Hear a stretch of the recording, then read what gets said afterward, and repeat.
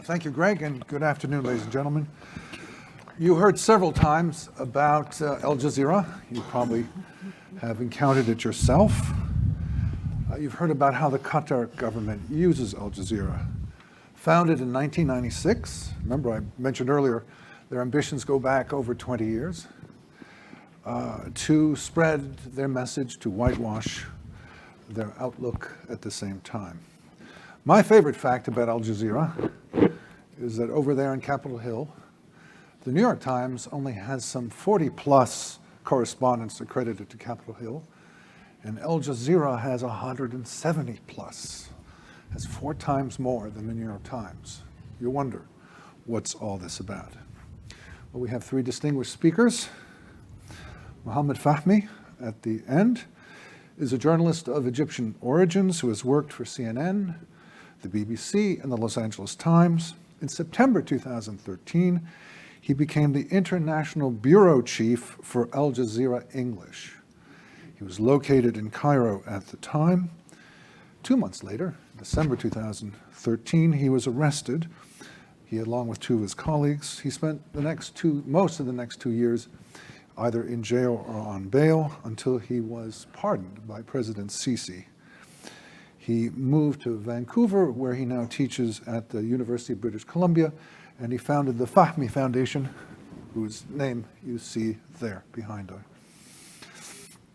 Alberto Fernandez had a distinguished 30-year career in the State Department, where he focused on public diplomacy.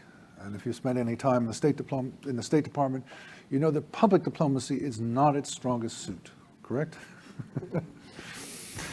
In other words, he was talking to the general public rather than to fellow diplomats. He was in particular important in articulating U.S. government positions in Arabic to Arabic audiences. He's currently president of the Middle East Broadcasting Network, which includes Al Hurra Television. And Samantha Mandeles has worked for a range of American organizations dealing with the Middle East, including CAMRA, the Scholars for Peace in the Middle East, Americans for Peace and Tolerance. She currently serves as the coordinator of MEF's Islamist Watch project. This is our effort to look at lawful Islamism as opposed to unlawful Islamism. We believe that blowing up and shooting is less important in the end than working through the institutions, political, legal, educational, media, and the like. And that's what Islamist Watch focuses on, including, of course, Al Jazeera. We argue that violent jihad gets the headlines, but stealth jihad gets the results. So each of them will provide a perspective, personal or investigative, on Al Jazeera. And at the end, I'll ask them each to address a policy issue about whether Al Jazeera should be required to register as a foreign agent under the new provisions of the National Defense Authorization Act of 2019. So Alberto, could we start with you? Certainly glad to be here. It's a real honor to be with all of you and with this distinguished panel. First of all, I want to make the usual disclaimer that the comments I'm making are not those of the government of the United States or that of the Middle East Broadcasting Networks, Inc., but my own. You know, it's interesting to have to talk about Al Jazeera. I'm happy to do so. Of course, when I say Al Jazeera, I'm talking about Al Jazeera Arabic. I appeared on the station dozens of times, maybe hundreds of times. From 2005 to 2017, I did all kinds of programs. First as a diplomat, of course, and then after I retired as a pundit. As a diplomat, I actually twice worked to get Al Jazeera journalists out of prison. Once in Jordan, a local guy who later became head of Al Jazeera, by the way.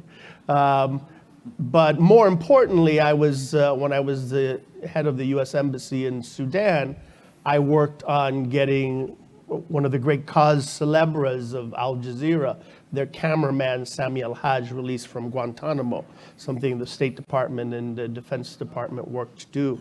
And I was there when he arrived at Khartoum International Airport. I remember the military escort cutting his plastic cuffs and handing them to me as he was taken away to a big Al Jazeera press conference. I think when you look at Al Jazeera, often there's a mistake made that we make. And that is, the major problem with Al Jazeera is not that it has false information. It often does have false information. And it's not that it's deeply anti-American. It's very against this administration, but it's generally anti-American. Or even that it's anti-Israel or anti-Semitic. It has all of those elements in its daily makeup. But those are not the heart of the matter.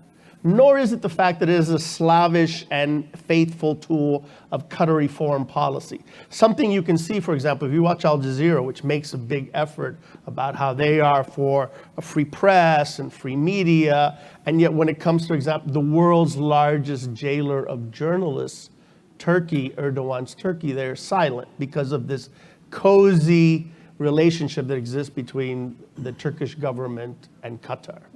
But it gives this impression of kind of being, being a kind of patron of press freedom. None of those things are actually the heart of the matter. All of those things are important. They're significant. The fact that there's anti-Semitism, anti-Semitic material on Al Jazeera is significant. The fact that it has a daily diet of anti-American material is significant. All of those things are significant.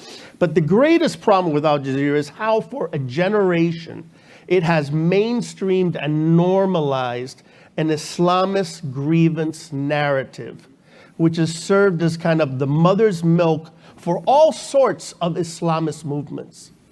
Sometimes we think, we've heard of Hamas, for example, but basically what Al Jazeera did for decades was to serve as kind of the foyer or of jihadism and Islamism, or the entree point for jihadism and Islamism, even groups that didn't necessarily agree with each other. So at different times in Al Jazeera's history, it's been a partisan, for example, of Hamas, it continues to be, of course, but of Hezbollah, not so much now, but there was a time, 2006, 2007, when it was very much pro-Hezbollah and very much pro-Hezbollah narrative. Al-Qaeda and ISIS, these are all groups, of course, that fight each other. They're all along the spectrum of Islamism and jihadism. But what Al Jazeera did is it set the mood music for the kind of political, violent, revolutionary appeal that these groups were going to make. So in a sense, it prepared the ground, the kind of ideological, psychological, political ground for them. If you look at the media in the Arab world, the media in the Arab world in many ways is the media of regimes, right? It's the discourse of authoritarianism, the discourse of dictators. Well, Qatar is an authoritarian regime, but its media is different than that of the others. It seeks to be the media of revolution, whatever that revolution is. So if you watch it, at times it sounds left-wing, other times it sounds Islamist, other times it sounds very much in sync with something you might hear coming out of Moscow or Tehran. It's not just Islamism and jihadism. Even though Qatar is an authoritarian regime like its neighbors, its media is the media of revolution, mostly Islamic revolution, but not just Islamic revolution. And so what it's done in its politics is to amplify the appeal that these groups have. This, I think, is the most important thing, how they basically tried to ride the populist wave of contending Islamism and jihadism for their own purposes. So they would promote this kind of unabashed grievance narrative, which is tailored for Islamist and jihadist solutions.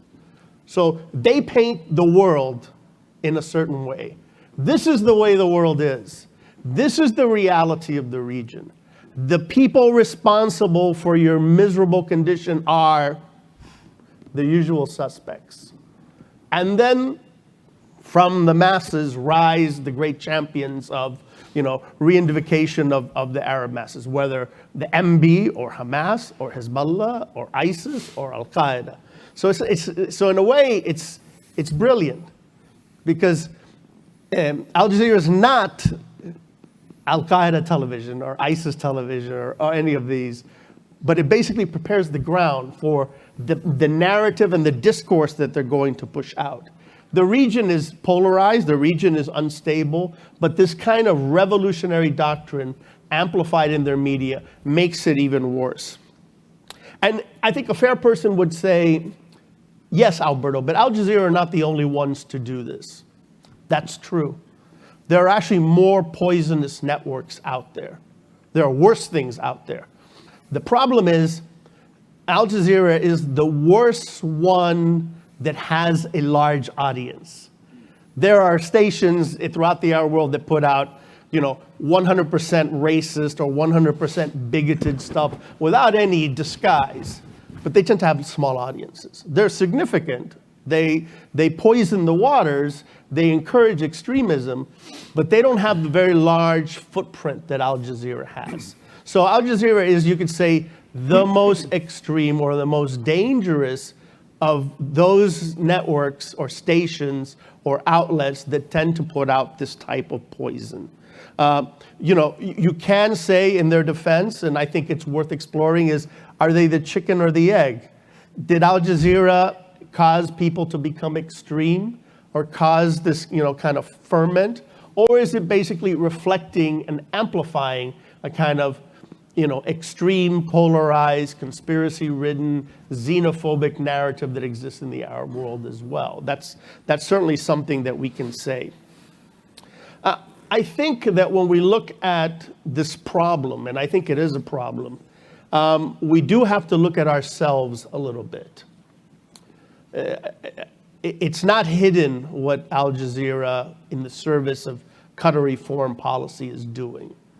And I think 3 American administrations have not done a great job of monitoring Al Jazeera content and making the issue a bilateral one of real importance between the United States and Qatar.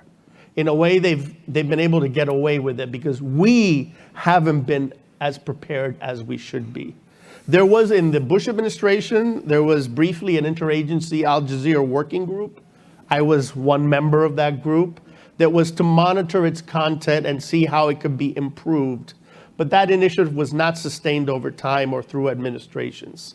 The problem then becomes when administration officials of different administrations would engage with the Qataris, they didn't have the information necessary to basically say, why are you doing this? Why are you not doing that? Why are you putting this thing out? Because it's not, as I said, it's not that they were putting out fake news. Sometimes it was fake. But it was more they were putting out skewed, biased, selective news that led to kind of the pushing of a certain worldview. For that, you need someone who really knows what they're talking about, right?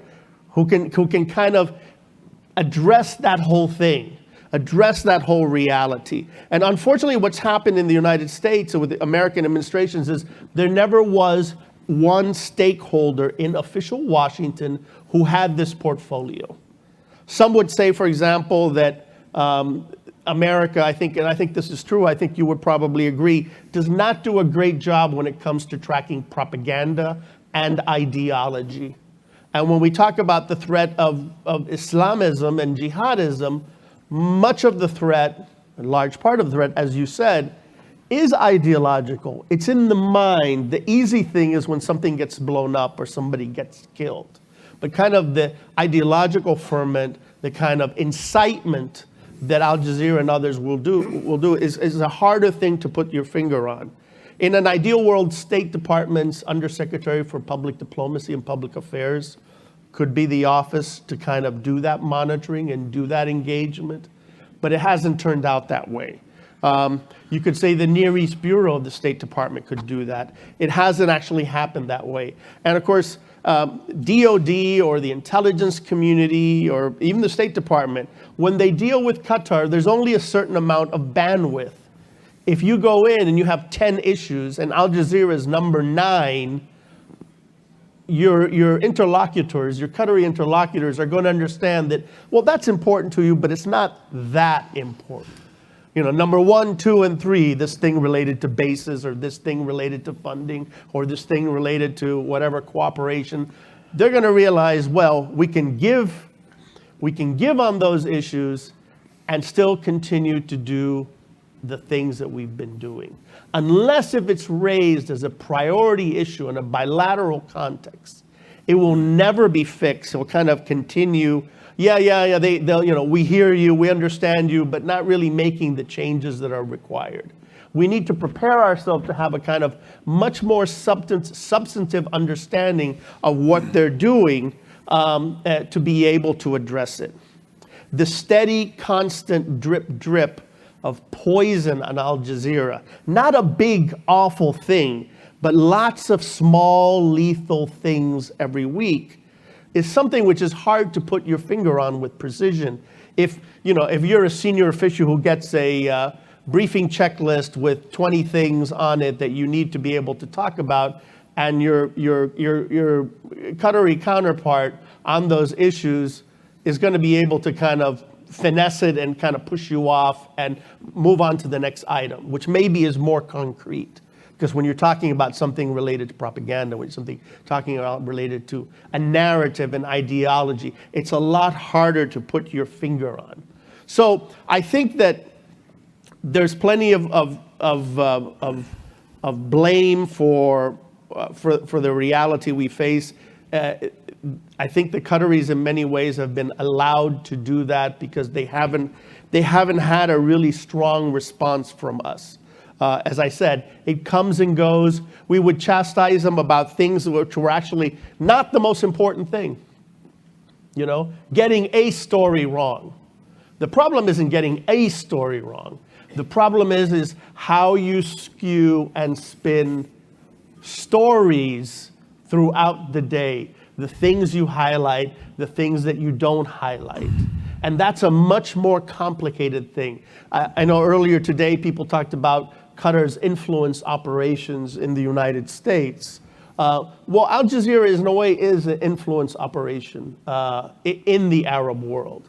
And what it has done, it has been able to move the discourse, to move the discussion, to move the political ferment in ways which have given aid and comfort to enemies of the United States. They've been able to have their cake and eat it too. It didn't need to be that way. I don't think it's too late for us to actually challenge them on these things and demand real change rather than the lip service we've gotten in years past. Thank you very much, and I'm happy to answer questions later on. I've got one question for you now. We've heard before how Qatar has used its soft power because it doesn't have hard power. Yeah. Used its money for football, for schools. How do you reconcile that with your interpretation of Al Jazeera as a revolutionary channel? How they would seem to be contradictory. Well, it's the idea of the guy that keeps throwing people to the tiger, hoping that they'll be the last one to be eaten, right? They're going to ride that tiger for all it's worth, and they think that it's useful for them. And by the way, one of the interesting things in the Qatari media space is the Qataris have learned from Al Jazeera. Al Jazeera is an Islamist television network. That's its identity. And in recent years, what they've tried to do is diversify. And so now you have, for example, pan-Arab nationalist media outlets, which are not Islamist, that are also controlled by the Qataris. I mean, stuff that Azmi Bishara is doing, for example. This is not Islamist, but is also friendly or kind of complementary to Qatari foreign policy. So they are expanding, putting their eggs more than in one basket. But ideally, they see themselves as an authoritarian regime, a traditional regime like its neighbors, but one that has bet on that this dissatisfaction and ferment of the region that already exists, and which they work with, amplify, manipulate, is of use to them. A dangerous game, no? Yes, dangerous game. Thank you. Mohamed. Thank you. Please allow me to share a story with you. I entered the prison in Egypt accused of fabricating news and belonging to the Muslim Brotherhood and fabricating news to fit their agenda. I just want you to imagine sitting in a prison for a crime you didn't commit, but then suddenly you are approached by scores of 20-year-old students, Muslim Brotherhood students, or sympathizers with the Muslim Brotherhood.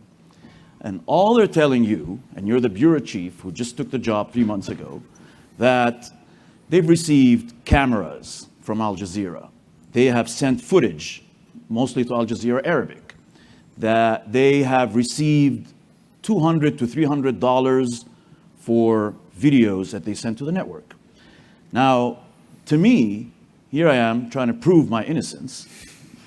I'm shocked and I'm angry at the same time because I come from an idealistic background. The journalist that walked into Iraq on the first day of the war with the LA Times as a cub reporter in 2003 and worked with CNN for 3 years and Al Hurra for a while. And what I realized is that Al Jazeera had spread this network of students and Muslim Brotherhood sympathizers across Egypt. And these kids were telling me that they would receive these $200. They would keep $100, save it to get married. And they would invite their friends. They would organize a protest, film it, send the footage to Al Jazeera, and they would buy sandwiches to the protesters and produce posters. At that point, I was angry because if I was told this was happening and I had agreed to it, then I would be accountable. But this was happening behind my back as a bureau chief of the Al Jazeera English office. So I decided to get the actual confessions of these young students from the prosecutor, and I sat in my cell reading their confessions, and a lot of it was corroborated to the stories they're telling me. So often we judge Al Jazeera by what you see on the screen, but a lot of it that angers a lot of these security officials in Egypt and other countries and people who criticize the network is what happens in the news gathering process, which Al Jazeera has applied in Syria, Libya, Iraq, and many countries, where non-journalists, we all want to be the first to get the story and the exclusive. We all compete to be the best journalists and the first on the front line. But what they did defied everything that is related to journalism. And I took it even further, and I sued the network for their contribution to my incarceration, which made my situation even worse in front of the Egyptian government. And I am against the incarceration of any journalist. And I have an organization that advocates press freedom, but this is not about press freedom. This is about a network that has resulted in the death of people. A lot of these young students were radicalized or were poisoned by the ideas that this network puts on the screen and what they stand for. I mean, if you look at some of the content, and I've done a documentary film, and I've done extensive research that I included in my lawsuit against this Qatari arm that they call a news network. And I am a very angry man when it comes to Al Jazeera, and they're watching now, and they know that I'm after them. And I will not stop, because this is not just a personal issue. Some of my friends in Al Jazeera, journalists, are going to die, and some of them have been incarcerated and killed because they have been unknowingly working for a network that recruits terrorists and Muslim Brotherhood agents, if you want to call it, across the Middle East. So you see Al-Qaradawi, one of the scholar that ran away from Egypt and was given the citizenship in Qatar, and he's a cleric that educates the Emir of Qatar and his father about Islam and everything. This guy sits on TV saying, the anchor asks him, "Do you agree with suicide bombings in Syria?" The guy goes, "No, you should not act alone.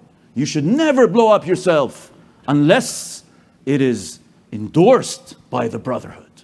This is a man who is being watched by millions of people. This is a network that results in the death of soldiers. This is the same guy that sat there saying, yes, kill Egyptian soldiers in Sinai. Yes, it's okay for Al Jazeera to say that those who kill Israeli civilians are martyrs. 2008, Qatar, the Hezbollah guy, they call him the resistance. He's a terrorist. He was in prison. He comes out of prison. He's killed 4 Israelis and a young girl. They celebrated his release in Al Jazeera's office in Beirut and aired it on TV. Is this a news network? And I'm telling this network that I am after you. And tonight, everything that's been said in this room about Qatar is true. This is a country that has crossed the line, and this is a network that has 80 offices across the world and more, and they're journalists. Some of them are great journalists, but if they were in my situation and they saw what I saw in prison, non-stop stories by Brotherhood youth, and some of these Brotherhood youth, it's not even their fault. They're fighting for a cause. And this network is allowing them to work illegally in Egypt. They're allowing them to fabricate news. They're allowing them to forward their agenda by putting this content on TV. When I worked for CNN covering the revolution in Egypt, maybe 3 or 4 times, I took footage from people who actually filmed an explosion that we didn't get on camera. We weren't there. But before I put it on air, I put the name of the person on the video. I made him sign a document. I corroborated that this guy is not, a member of a specific group. That's what a network does. That is citizen journalism, not what Al Jazeera does, where they give cameras and resources and devices and money all over Egypt in poor areas. So here I was sitting in my cell, dealing with my incarceration as a journalist. And my lawyers were like, you need to just, figure it out. Are you going to go out with all this? I'm like, yes, I will go out with all this, because I'm not going to stand in front of the judge all day saying I'm not a Muslim Brotherhood terrorist. I'm going after the network as well, because what I saw inside was unbelievable.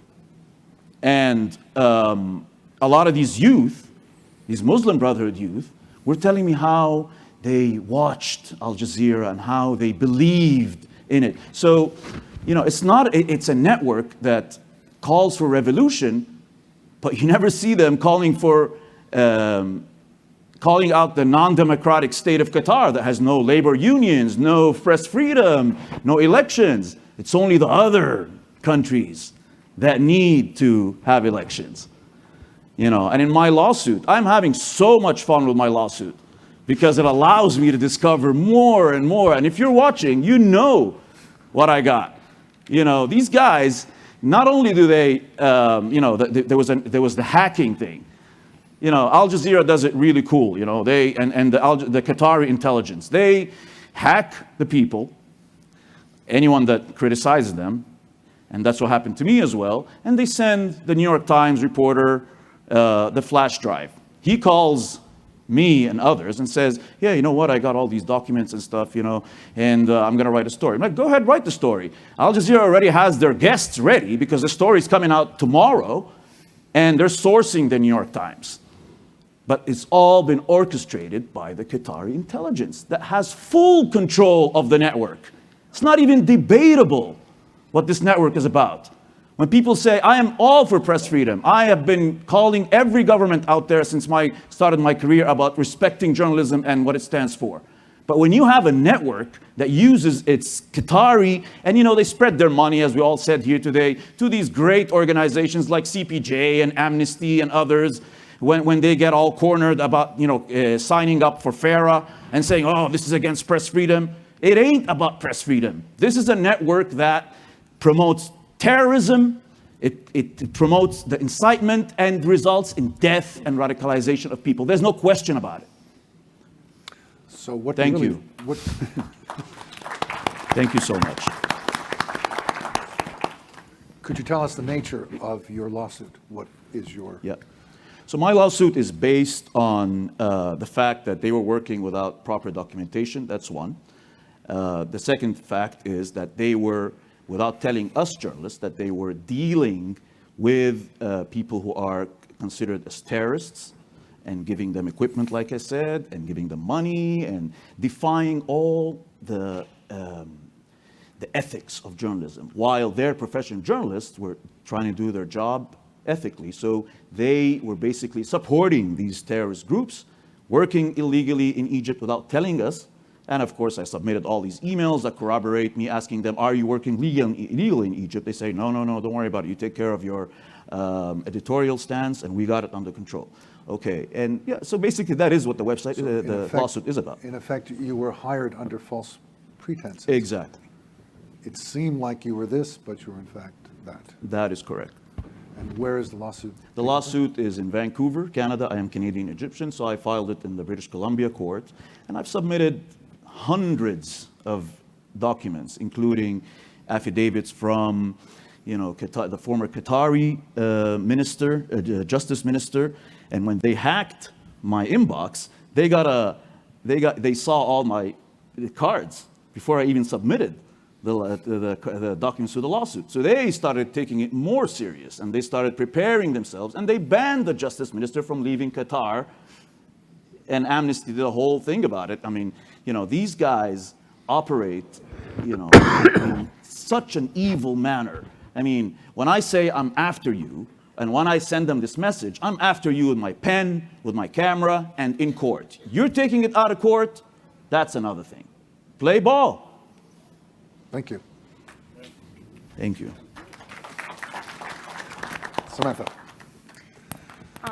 First, I want to say that it's a real honor to be here. Thank you to Dr. Pipes and my colleagues at the Middle East Forum for working so hard to organize this event, and of course to my esteemed co-panelists. It's really a pleasure. So we just marked the 17th anniversary of the murder of journalist Daniel Pearl. In an interview with the Wall Street Journal a few years after his death, his father, Professor Judea Pearl, called Al Jazeera one of the most dangerous organizations in the world today. We are talking here about an organization which is committed to weakening the West, and they are doing it under the cloak of ordinary journalism. Professor Pearl's observation shows why it is crucial, I argue, that the US Department of Justice and the Federal Communications Commission require Al Jazeera to register as a foreign agent. It is time our government helps to strip this harmful network of this veneer of legitimacy. Aside from its seemingly limitless Qatari funding, Al Jazeera's major strength as an anti-Western propaganda outlet is its methodological flexibility, its adaptable dawah, if you will.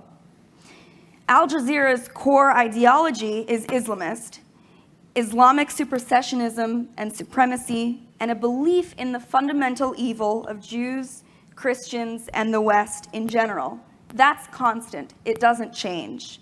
But in service of these ideals, deception and incitement to hatred and violence are key tools used from platform to platform, language to language, and the network shifts its messaging to entice and seduce its unique audiences, and ultimately increase worldwide support for its causes and values. For the Arab and Muslim world, where anti-Jewish, anti-American conspiracy theories are common and part of the normal discourse, you might say, Al Jazeera engages in Islamist accusations of Jewish control, American government or American media subservience to Jewish actors, and of course, predictions of Islam's conquest of the United States. For instance, in August, Arab News reported that since the 2016 presidential election, Al Jazeera has savaged the administration and Donald Trump in more than 1,800 disparaging news and opinion pieces, often describing him in crudely anti-Semitic terms, calling him the conductor of the orchestra of Satan, and insisting that he is either Jewish or controlled by Jewish forces. The network's equal contempt for America and its president were communicated for just days after the 2016 presidential election in a published open letter to the president-elect titled Message to Donald Trump. After declaring Trump devoid of culture and a stupid person, the author explained that he actually hoped Trump would win the election so the world could see America's ugly face. Meanwhile, Al Jazeera Arabic political cartoons on Trump, his image is caricatured as a worm, a serpent, or with a bag of cash stuffed into his mouth. And indeed, Trump's victory has been kind of a windfall for Islamists the world over, including Al Jazeera. In the West, where serious citations of the protocols of the Elders of Zion are less acceptable, Trump policies such as the much protested Muslim travel restrictions, which is termed the Muslim ban by American Islamist groups, have inspired an explosion of nonprofit Islamist networks substituting motifs of Jewish control and those of Zionist influence. It is just as Alberto talked about. This nonprofit Islamist network has exploded a victimhood narrative. In English, the network attacks American society and President Trump under the guise of anti-racism and advocacy for oppressed populations.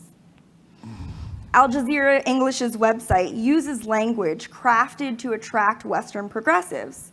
Its About Us section claims that its vision is to be the voice for the voiceless, and its values deceptively include speaking truth to power in our journalism as well as amongst ourselves.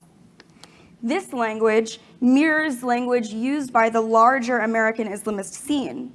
In the last decade or so, American Islamist organizations and Al Jazeera's Western-geared programming have increasingly inspired and mimicked one another.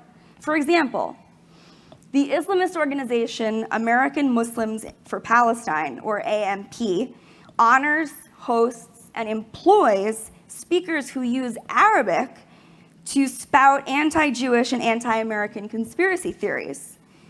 At AMP's annual conference in November, it hosted a Turkey-based professor called Abdullah Maruf, whose Arabic tweets espouse vicious anti-Semitic motifs and stereotypes. But AMP's English website features a quote from the group's co-founder, the notorious Islamist professor Hatem Bazian, exhorting others to listen to the voice of the voiceless. Meanwhile, in this March, AMP's annual fundraising banquet will feature Mark Lamont Hill delivering a keynote lecture on the theme of, you guessed it, speaking truth to power. The Al Jazeera conglomerate has harnessed left-leaning audiences even beyond those in groups like AMP, with, as Brooke talked about, AJ+, an online news platform featuring short, easily shareable video clips. It broadcasts in several languages and is integrated very closely with social media platforms, so is attractive to millennials like myself. AJ+, even more than Al Jazeera English, targets young, left-leaning Americans by focusing on areas of progressive interest, such as the patriarchy or LGBTQ rights. Though promoting intersectionality, feminism, and same-sex marriage appears at odds with Islamist ideology, Al Jazeera allows AJ+ to cover such topics favorably so that a sinister accompanying ideological message is afforded legitimacy. AJ+'s branding allows Doha to peddle anti-Semitism and anti-Americanism to a younger audience under the guise of minority rights. Casting Israelis and Israel in general as racist or oppressive is crucial to Al Jazeera and Western Islamists at large broader agenda to manipulate the thinking of their audiences. The AJ+ branch thus dedicates considerable airtime to covering aspects of Islamist groups, like AJ+ aspects of the Israeli-Arab conflict to portray Israel as the aggressor. Like American Islamist groups, AJ Plus and Al Jazeera English then insulate themselves from charges of anti-Semitism by condemning overt acts of anti-Jewish terrorism in the United States, such as the Pittsburgh shooting. AJ Plus spreads anti-Americanism with a similar anti-racist slant. One AJ Plus video features short clips of young adults in American flag plastered clothing. Not to brag, but we have the most incarcerated people in the world. God bless the prison industrial complex. Americans consume 80% of the world's painkillers. Makes sense though, right? I mean, racism in this country is a big pain in the ass. The size and influence of Al Jazeera's network, and with it, Qatar's ability to influence public opinion, has truly ballooned.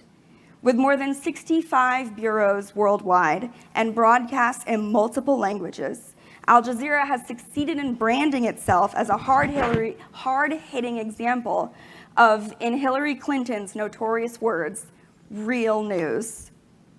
Instead, Al Jazeera is just another cog in a vast Islamist machine that has managed to cultivate its strongest allies among those who should know better and oppose it most forcefully, liberals. For these reasons, it is crucial that the network's anti-Jewish and anti-American propaganda and duplicity in every language be identified and publicized. Thank you. Thank you. I have a lot of questions for you, but I'm told that we're out of time, so you are spared. Thank you all. Thank you, Fernandez, Ambassador, Mohamed Fahmy. Thank you. Thank you for this very incisive information.